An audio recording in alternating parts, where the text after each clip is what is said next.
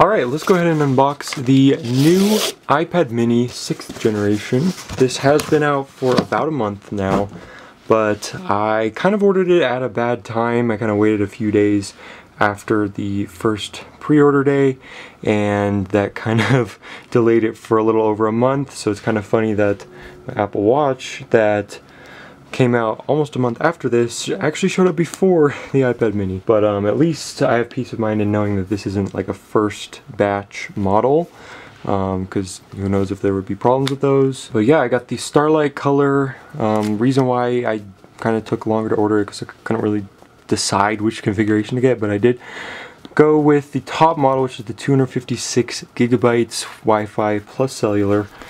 And yeah, I'm pretty excited here. So we still have plastic wrap around this box. A lot of newer products have been getting rid of this.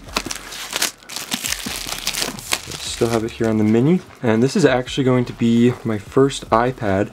I've wanted an iPad for probably about 10 years now. I seem to remember the iPad 2 being the first one I wanted. This box is really tight. But obviously that was never going to happen, and then I remember after that maybe the iPad mini 2 or 3 or maybe both. And then more recently in about 2018 I wanted an iPad Air 2. That wouldn't have been a bad purchase because even though it was 4 years old at that time, it would still have been supported in software for another 4 years. It's kind of crazy. So let's go ahead and peel this back. So right now looks pretty silvery, but it is, at least in pictures, it looked just have a little bit warmer hue, at least in this lighting right now. Just basically looks silver. I was debating whether I should get the iPad Pro 11-inch, the first generation, like a refurbished model. I was thinking about buying that before this came out, but then once this did came out, I decided to go with this instead, which is probably around the same price as a refurbished iPad 11-inch, but this does have a smaller screen, but it also has more advantages like the A15 chip rather than the A12X, and also 5G connectivity now. So we're just setting up here. I like how they have a background now for the setup screen. We do have Touch ID now built into, let's see here, the power button, just like the new iPad Air. I think we're just going to set this up as new since it's my first iPad. Let's go ahead and sign in. While that's setting up, let's go ahead and take a look around the device and see what all is new. The iPad mini doesn't get updated as often as it used to. Now we're pretty much on like every 3 years that it gets touched. So, but this year we do have quad speakers, so you'll have stereo sound in either portrait or landscape. Obviously Touch ID built into that power button.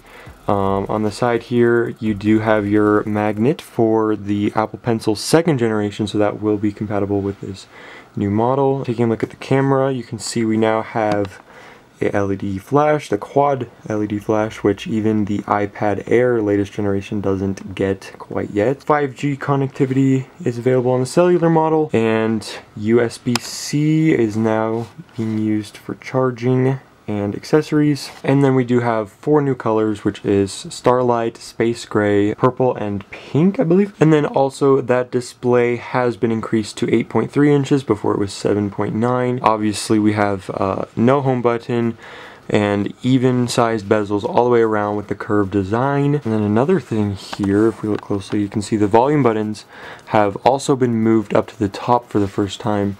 That's because when you have the Apple Pencil attached, there wouldn't be enough room on this side anymore, since the Apple Pencil is almost the height of this device. Alright, so now setup has been completed, and we can take a look here at our home screen and what's new in iPad OS 15. So first of all, you can actually have widgets permanently displayed on your home screen. Before in iOS 14 or iPad OS 14, they were only available when you slid in like that. We also have our app library down here. For the first time, again, introduced in iOS 14, but wasn't brought to the iPad until iPad OS 15. And this makes it a lot easier when multitasking. You can pull in any app from the app library rather than having to pick from one that was just in your dock. So we can pull in anything here.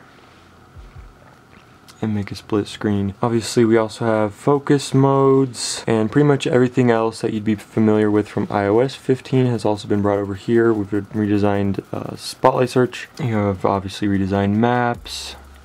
The cameras have also been significantly improved, so we now have a 12 megapixel rear camera and a 7 megapixel front camera, I believe, or it might have also been bumped up to 12.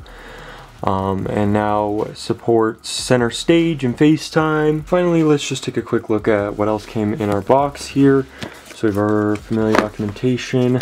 There's a little camera bump cut out in the box there. We do have a USB-C wall adapter, which, let me see how many watts it is. So it's a 20 watt adapter, and then obviously a USB-C to USB-C cable. And let's see our Apple stickers. I'm not sure if they gave us color matching ones. I think even if they did, the Starlight one still just gets the white. But actually, I am not seeing... Oh, here we go. Almost missed them there. And then obviously we have a SIM eject tool for the cellular models. And all of our quick start guides. Alright, so that is the new iPad mini. I know it's kind of old news by now, but I figured I would still share it with you guys here. And yeah, we'll actually have even more Apple videos coming out pretty soon. So stay tuned for that, and we'll see you guys in the next video.